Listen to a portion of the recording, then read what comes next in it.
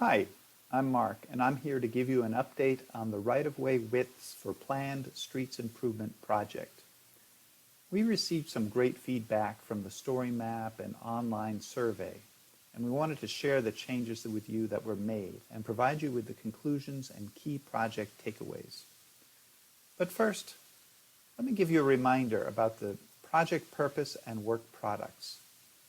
The project allows us to rethink how we allocate space to various modes of transportation, including sidewalks, bike lanes, vehicle and transit lanes, in order to support the safe and efficient movement of people and goods.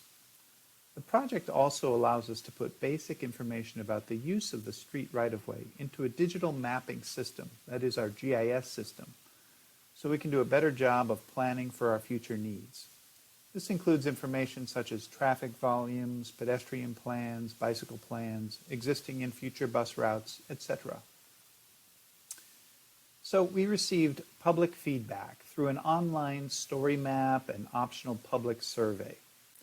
Public comments were received throughout the month of September 2021, and altogether we received more than 2,000 visits to the story map online, and we ended up with about 70 individual comments.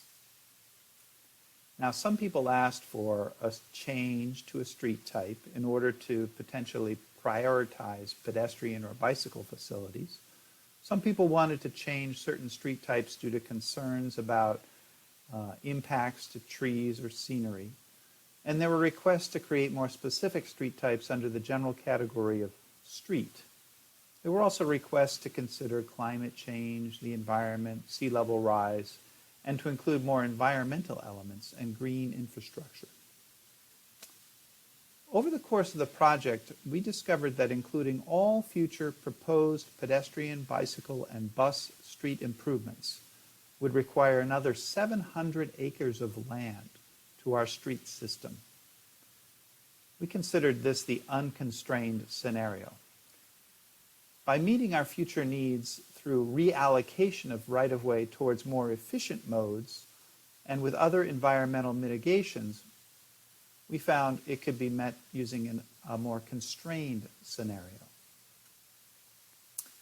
But even when accommodating future modal needs and reducing modal widths to stay within the planned right-of-way, there would still be about 200 miles of streets that would need further or additional right-of-way.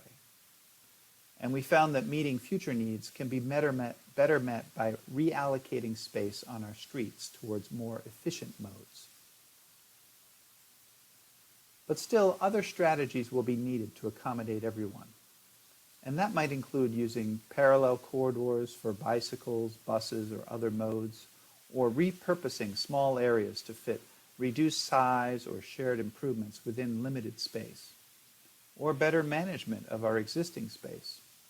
For example, combining pedestrian and bicycle facilities or installing dedicated bus lanes that allow traffic to turn right at intersections or driveways, or time of day allocation of space. An example would be allowing traffic or buses to use a lane during peak hours, with on-street parking allowed during off-peak hours. These options can be further explored when looking at individual corridors or streets. Moving forward, this project will inform the development review and permitting process by providing data and information on modal plans and right-of-way needs.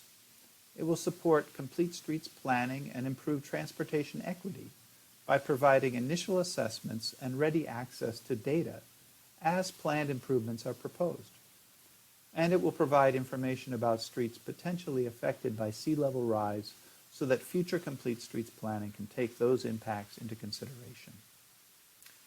The city will use the corridor planning process shown here to engage community stakeholders and develop specific designs and complete streets improvements.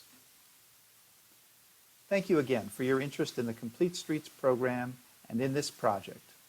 The project report can be found on the city's Complete Streets website. We encourage you to continue to participate and keep following our progress. Thank you and goodbye.